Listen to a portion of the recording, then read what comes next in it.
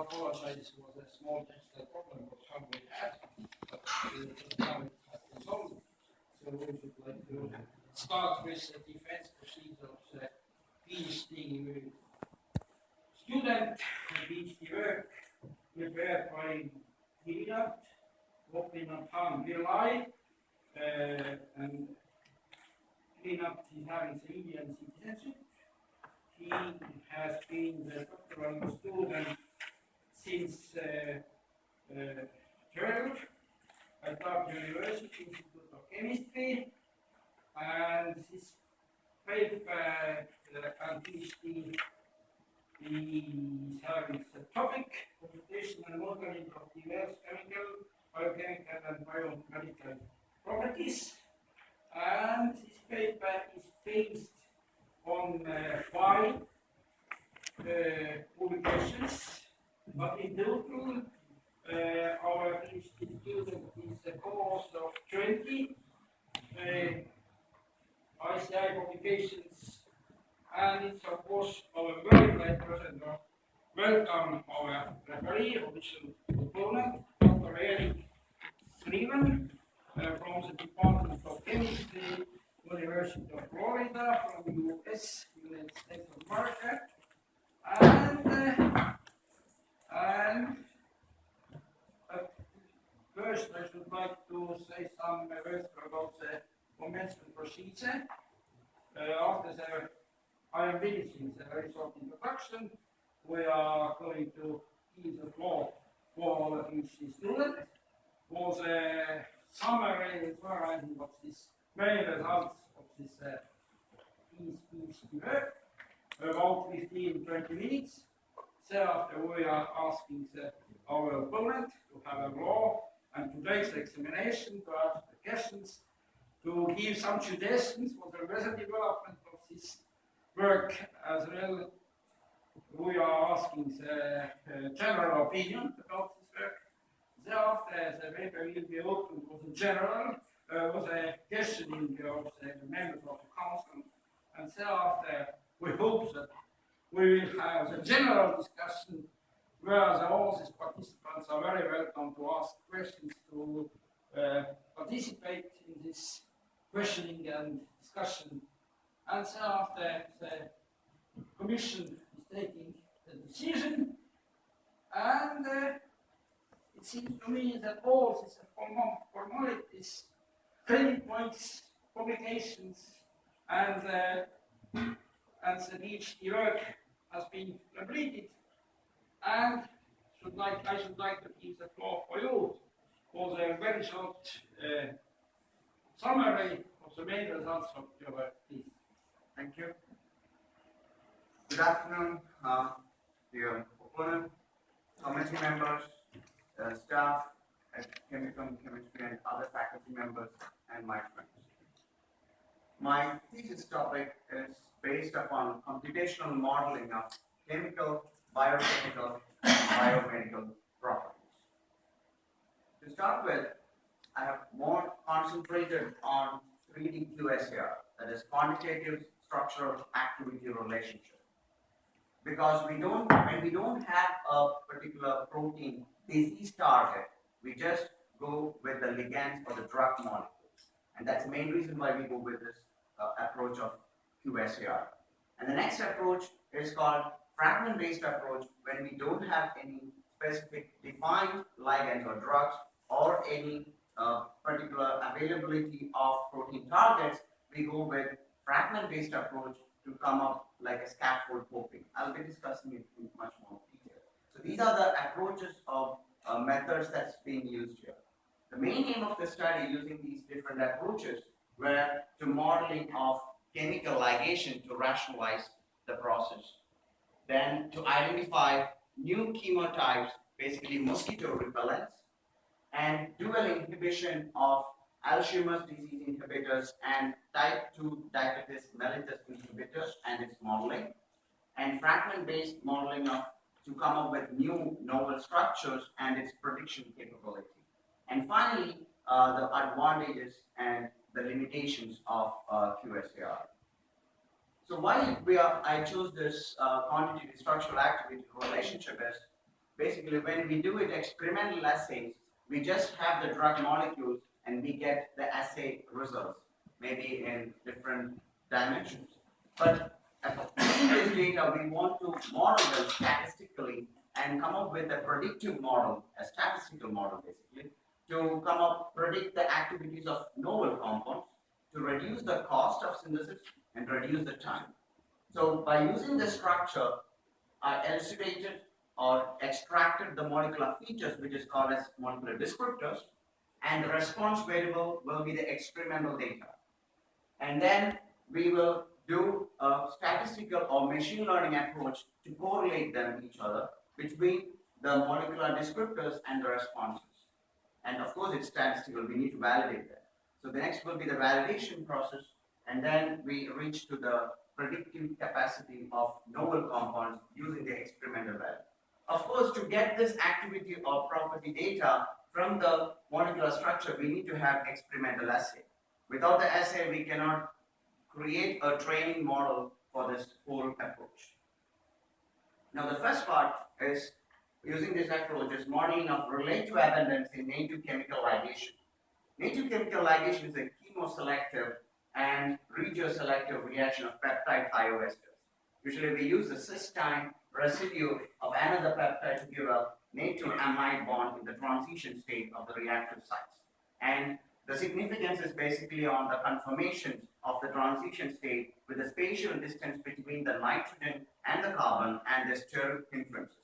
And we came up over with using conformational analysis to come up with the most pre-organized structure using different approaches and algorithms to get a defined optimized structure where we calculate the distance between the nitrogen and the carbon. Using this data, we came to a conclusion that relative abundance is having 85% of similarity or correlation with the experimental relative abundance, as well as this is a 3D descriptor which is being derived from the conformers. And we have also Balaban index, which is a topological descriptor based upon the 2D conformers of the position of atoms in the configuration of the compound. So using this, we derived that the correlation is with 93 R square, which is the squared coefficient, and we were able to model it using 18 compounds as a training set, and also we were able to predict with the novel N-acyl isopeptide containing tryptophan residues. So we were able to predict for 6 novel residues, and then using this prediction, we synthesized 3 more compounds to validate whether this model is actually being working for different sets of homologous compounds. The next topic is on mosquito repellents for Aedes aegypti. The Aedes aegypti species is responsible for yellow fever, and the yellow fever is based upon a virus. So the virus is the causative agent for the yellow fever. The main application of this project was for the army person who goes for war, for the Department of Defense in US. So they have a different system of insect repellency for using on their clothes, on their skin, and on the bed nets and the other area, because they will be in the forest, not without any proper shelter. So for this, we collaborated with the US. We have a well-known insecticide called DEET, but it has a lot of disadvantages, but still it's being used. We couldn't find any better one yet. So that is my main aim, to come up with new chemotypes better than DEET. So already they have limited efficacy. We need these repellents to stay longer, especially for the defense and army people. So the DEET is not staying long because it evaporates and some other mechanisms. And they have possible neurotoxicity, which leads to, for pregnant women, we cannot use DEET as a repellent, neurotoxic, and relatively high cost. And this is the main reason why we want to come up with new chemotypes compared to DEET. And the assay was done in the lab of US Department of Agriculture. So they tried to have the human volunteer there and using the real mosquitoes, and we apply the repellent in different concentration, in different timing on this particular seashell to understand how far and calculate the minimum effective dosage to go for the modeling purpose. doses. So the different concentration in that particular small area of the seizure helps us to estimate the minimum effective dosage of those repellents. But as I said, we want to come up with better DEET or better than DEET. So we included a heat expansion approach which comes along with pharmacophore analysis, and we applied molecular docking using the data set 43 carboxymides and 27 US Department of Agriculture library compounds because they were not yet being screened against repellency. So we had a order binding protein for A diacetyltar, which is responsible for this order sensing. And this is the main reason why they are repelling based upon the sense of the order. And to see which one fits in better. Comparing with the DEET, you can see the free binding energy here is minus 19. And for the new compound, which is having interaction with the phenylalanine 1, 2, 3 position, is having minus 23 kilojoules per mole. And the experimental value is the minimum effective dosage at 0.052, and this one is 0.047. In fact, the minimum effective dosage is the minimum value is the best one, not the largest one. The next topic is mainly concentrated on the dual inhibition, basically like multi-target studies, drug studies. So we chose Alzheimer's and type 2 diabetes because over the decade, several neurological studies and experimental studies being taken care between the Alzheimer's and the diabetes, type 2 diabetes. So the target will be for diabetes will be alpha glucosidase, and for the Alzheimer's will be butyryl choline esterase. This is a recent paper. I thought it would be nice to share that there is a common in symptoms. So these obesity and increase in the fasting blood sugar is typically for type 2 diabetes. But when it comes to Alzheimer's disease, neurofibrillity and suppression of amyloids, these are specific symptoms dedicated to both the diseases. But in common, they have impaired insulin signaling. Why I have highlighted here is because the people or the patient who is having type 2 diabetes mellitus is because of impaired insulin signaling, and it affects the neurons in the brain, and which lowers the suppression of the amyloids. So that's how its Alzheimer's disease is being related to it. So for that, we synthesize 42 glucosidase inhibitors and 65 butyryl choline esterase compounds. And for modeling purpose, in order to improve the predictive capacity of the model, we added 13 compounds from the literature, which is basically diaryl imidazole for modeling purpose. So in the experimental results, alpha glucosidase inhibitors, all this 42, gave us a range from 11.9 to 6,756.7 micromolar. And butyryl choline esterase gave us from 3.97 to 585 micromolar. But within this 30 overlaps, we considered a range from 10.5 to 40 micromolar to consider which has both the activity, the inhibition. So in order to rationalize this, we used a pharmacophore modeling in a 2D that is called molecular field topology analysis, which is similar to comparative molecular field topology analysis. But comparative modeling field topology analysis over the decade, but it is totally depending upon the 3D conformance of the structures. But here we directly went to the 2D structures because we can elucidate directly the atomic charge, van der Waals radius, lipophilicity, and the scalability of the hydrogen bonds, acceptors, and the donors. So using them, we used two different models. One is for the type 2 diabetes mellitus, and other is for the Alzheimer's disease. To conclude, we came up with these two compounds which had 12 micromolar in alpha glucosidase inhibition and 14 micromolar in butyryl choline esterase. And these two compounds were the best among those 30 overlaps. So considering we propose this particular scaffold can have dual inhibition, keeping in mind there are limitations on the multi-target drug discovery approaches.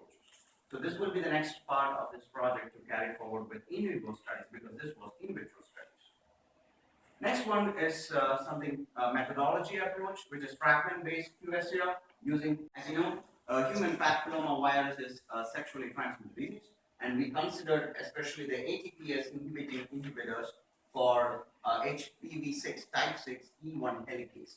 and the target is well defined. The protein target is also characterized.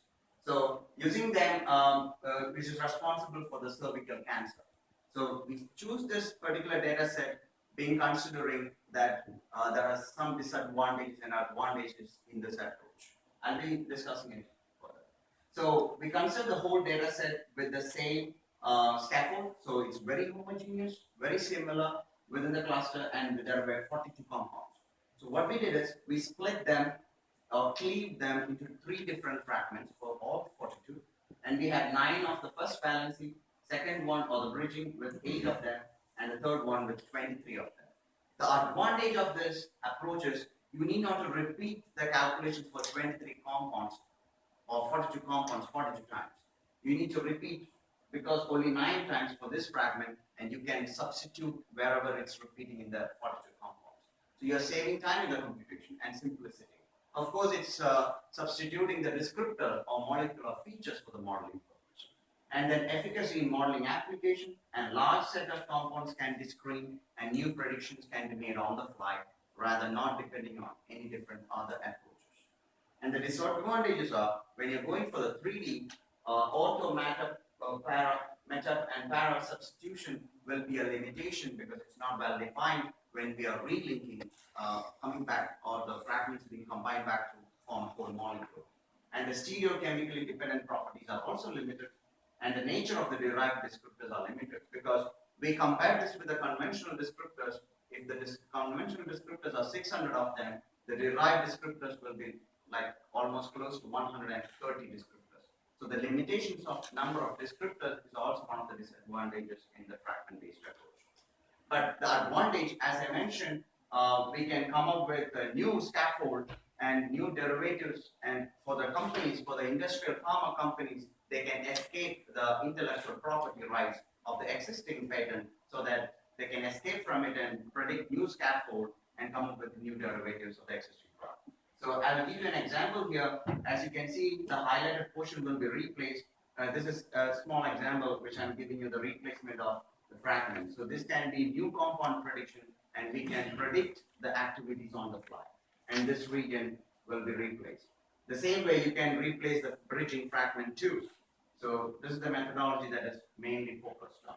And when we did the descriptor calculations, we combined the different fragments together in different mathematical approaches like summation or cross multiplication or minimum or average. And to conclude with the validation step of QSAR, we always want to be within the applicability domain. And this is called a William plot, and these are the 2 horizontal lines which is within the standard deviation, and we have a leverage with the hatch value, and this line is a vertical line. So the green colored dots are the training set, the compounds in the training set, and the red one is in the test set. If your test set is fitting within the training set, that we tell that it's within the applicability domain. And again, now we are coming with a new novel compound and trying to predict using the model. And if that new compound is fitting within this range, then we say that that compound is within the applicability domain. But if it is outside in this region, then we don't consider them because they might be diverse, the structure is highly diverse, or the mechanism of action. Non-physical meaning is restricted to the chemical phase, as I said, to the data set should be really homogeneous. And then the significance of the descriptors to the activity. This is really important. If you're doing any chemical, physical, or biochemical properties, you should, whatever molecular descriptor that you're trying to correlate with this property should have physical meaning towards it. Otherwise, just statistical relationship won't help. And the outliers and activity plus handling of them is also very trivial because we cannot simply remove the outliers to improve the modeling, the parameters to shoot up like 0.98 or 97 in order by removing the outliers. So to conclude, based on the different approaches and applications, I was able to rationalize the chemical ligation using conformational analysis and modeling. And novel mosquito repellent with the different chemotypes were being identified for ATC decline using docking and modeling. Dual inhibitors were being elucidated with the scaffold for type 2 diabetes and Alzheimer's disease inhibitors. A robust method on scaffold hopping using fragment-based QSTR approach, and US evaluation methods were being optimized using comprehensive approach of considering descriptors from whatever that we can extract from different dimensions of 1D, 2D, 3D, and using the protein targets also. So this is how I conclude my PhD thesis work, and thank you for your attention. So many thanks for your answer, Ravio. Please, the floor is yours. Thank you. Perhaps I should just get the song, so I congratulate you on extracting the information. I should ask you sort of, I think it was Goethe who said, things may be neatly arranged if done twice. The point of that statement is, if there was a follow-up to the previous question, if you had your time again, would you do something different on one of these problems? What would it be? Okay, nice point of view. Actually, you're right. Once we finish a particular approach, knowing the limits and the advantages, but when we try to move along with it, we try to improve it. So one of these two projects will be mosquito repellents. Of course, it's gone to the next step of toxicity studies and other things. For me, I'm more keen to the fragment-based approach to get to the next level to make the computation much more simple and easier, because now quantitative structural activity relationship approach is statistical. So we always go with the statistical limitations and also the criteria. So we usually normalize these natural data to logarithmic value to minimize the dimensions, so to be on the same dimensions. So we normalize it, because it's one of the limitations being considered for QSR, because it's not pretty good when you go back actually. You get the point I'm asking is when you start logging things, you've got to check you don't hide outliers. Yeah, you're right. Or plain liars. Plain liars. How do you, Yeah. So your numbers and the correlations are very good. yeah, the correlations what we are doing for statistical purposes all are logarithmic.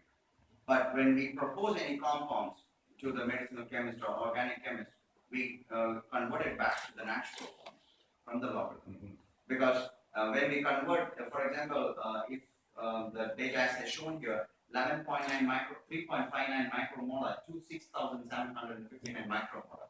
But if I make it a logarithmic, it comes to the same dimensionality. But if on the prediction side, if I make it back from log to take the power and make it back to the natural one, it will be huge.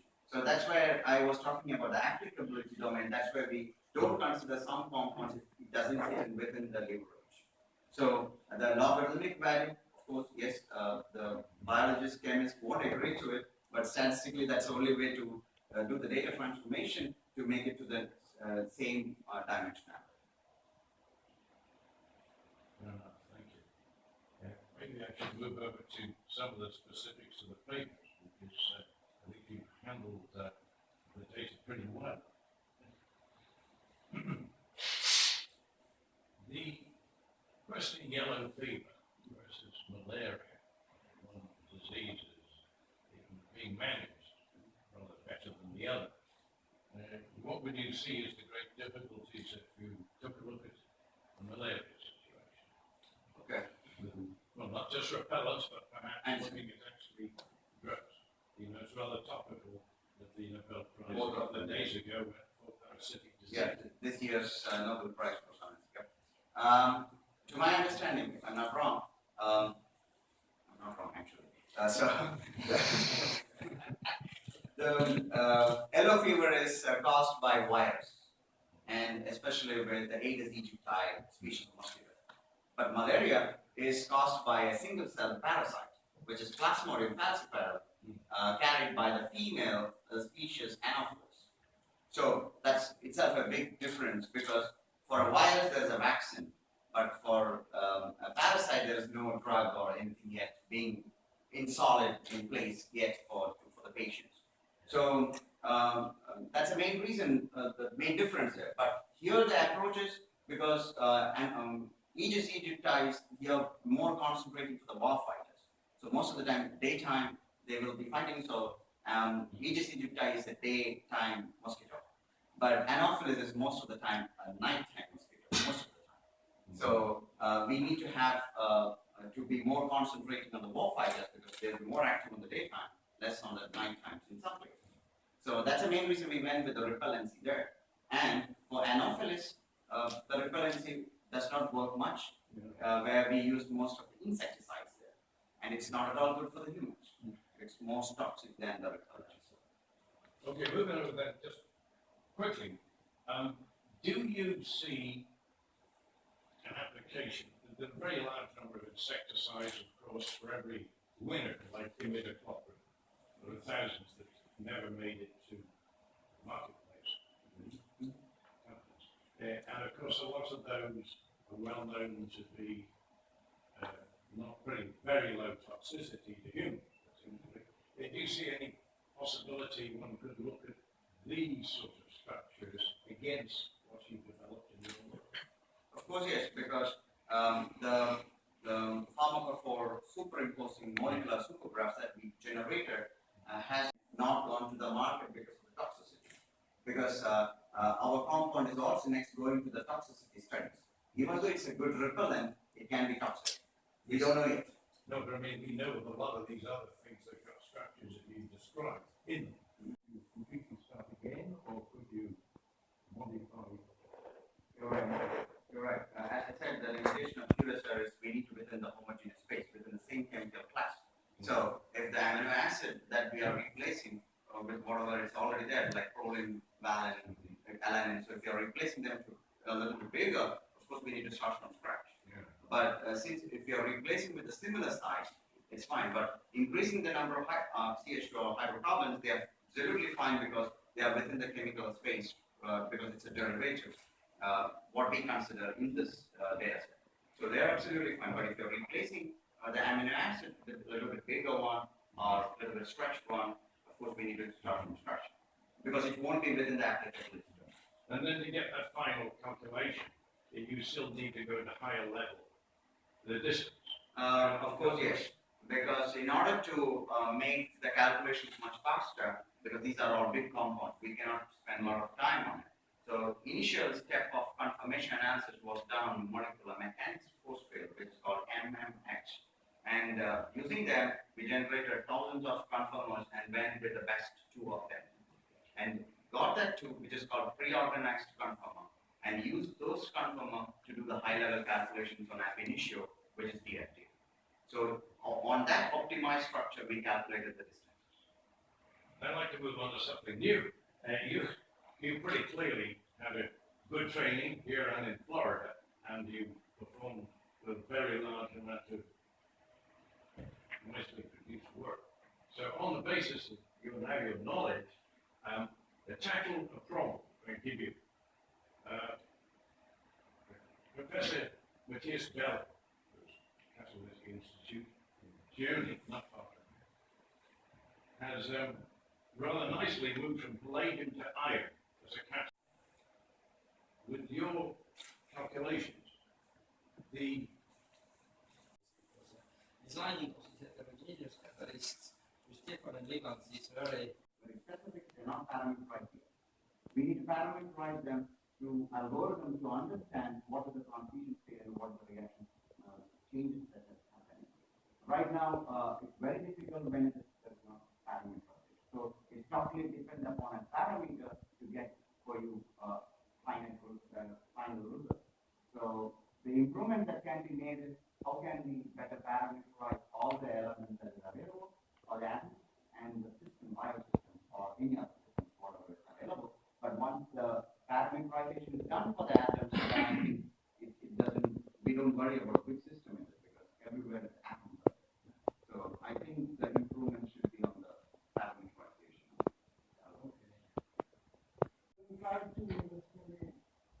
find the problem.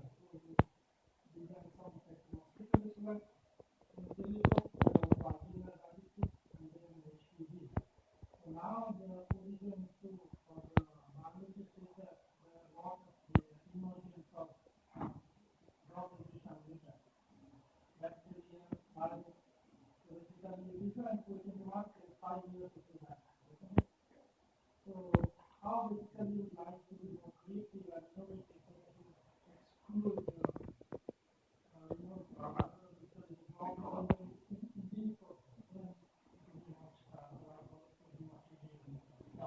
I understand your point. That's what I hinted during my first slide of animal study, that multi-target drug design is what we are talking about, because after some period of time of release to the market, the drug, they are being withdrawn later, knowing some facts or side effects. So that is basically the off-target.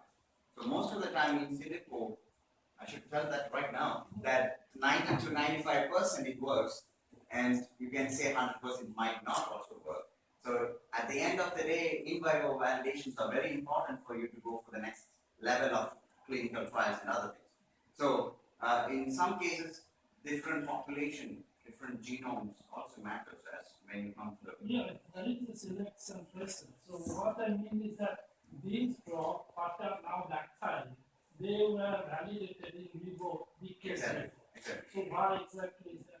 Because you are in the fast state of drug First design. step, yeah. So downstream, you would like to basically, basically you're in the driving seat. Yeah. So you would like to have exclude what you're giving downstream. Isn't it? So you're right. Where we are screening down and getting the numbers very less to give to them to do the test to make it much So is faster. there any like, I don't know, is there any like prediction could be like software which this can predict the likeliness which will confirm the doctor Straightforward answer is no, but yes, there are several approaches being right now working on. So what they're trying to do is they're trying to combine the drug discovery approach with the bioinformatics, with the genome approach. So that's where pharmacogenomics came into the place to understand how the drug is works with the different genome or different mutations that's happening in the gene. So that's called the fancy name personalized medicine. So that might be able to help, but right now there is no much algorithm for anything to easily find. When you put something into market, Yeah. when you get after you You're right. comment that. A question about the dual inhibitors. So it's interesting. What would be the advantages of having a dual inhibitor? Okay. As opposed to two separate. And right now we have, I don't remember the name, in the US I've seen that there's something called conjugates, bioconjugates. They are exactly doing the same thing. For example, if you have an antibiotic, they are being conjugated with a vitamin. And of course it's doing a dual inhibition, but not for different diseases, but only the antibiotic is doing, especially for the target, the vitamin E is just a supporting factor, not harm, that antibiotic not harm your body. So it's called conjugate, it's already there.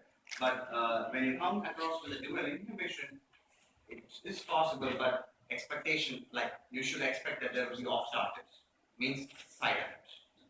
So that's the next level of in vitro and in vivo studies. Because conjugates can be expensive. Yeah. If they present more compounds. True. So here is just the same molecule is going for the different target basically. So that's what the off targets, the possibility of off targets are more. So we need to optimize it using in vivo studies. Already the in vivo studies are done on rats, but they were okay. But when it goes to the next level, clinical trials, it might not be like as expected. So that's the study that is going in the current period. Okay, please. You have used a very large number of different methods here, calculation methods, everything. How is the time frame of these methods? Could this work have been done 20 years ago, for instance? And is it obsolete in 10 years, or is it not? Will there be new methods which will take care of everything, or how do you see this? Thank you for this question, because this was always being asked wherever I talk about literature. So, of course, some of the methodologies never die, they continue, like quantum chemical calculations, semi-empirical parameterizations, force fields, but they never die, but the people who come along with these limitations, they come up with improvements.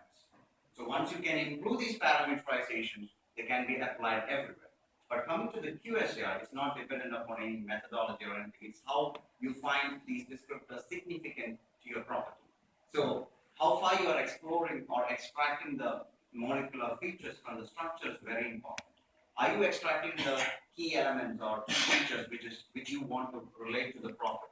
So if you ask me about these projects, which are the descriptors that I've used, of course, when there is a new improvements might come, this might go up. Because for HIV type 1 inhibitors, if you search internet for the QSTR models, you can find at least more, I'm sure more than 500 papers are there. The question is, which one will you use for your compounds to predict? This is because each one was made improvements from the previous ones. So now when I worked, I made improvements from the previous ones. So always go for the latest one, but based on the validation setting. So I won't say it won't be obsolete after 10 years, but it might help them to lead to some improvements for the next one. Okay, thanks. So, next, some questions more? No? If it's not the case, then I can see choose supervisors on supervisor page. Professor Land at least to ask already away. However, maybe Matti will floor the very short characterization I of students. have had graduate students from several parts of the world, but none from India. And when Giri came, so I was a little scared. Cultural differences and so on. But I must say that he has been one of my best graduate students. And I should say that I have learned also from you something. And the work he has done is worthwhile. And I therefore propose it for the defense of the Okay, thank you. Very nice words. So I should like now to ask all these participants, including members of council and our opponent, to leave this room because we have the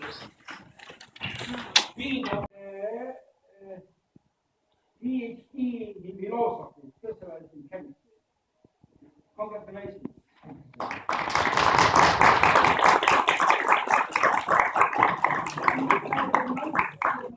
And in future, please. Yes. And now you will have the floor for maybe some acknowledgements if you would like to do this. Please.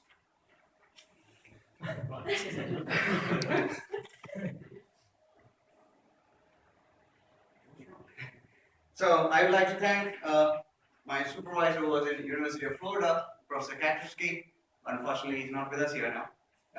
And all other collaborators, and Chair of Molecular Technology, Professor Matti, and my other supervisor, Kaido, and Tarmo, and all the members, Uko, Sulev, to name, many other to name anyway. So I all thank the Chair of Molecular Technology, the Chemicum office, faculty, staff members, office staff who have helped me a lot because the transition was difficult initially when I came here because of the language, and the University of Tartu International Office who helped me a lot to settle down here in Tartu, and all the other collaborators who have helped me to give with the data, analysis, and post research work, still continuing the collaborations with them. So thank you so much for coming in.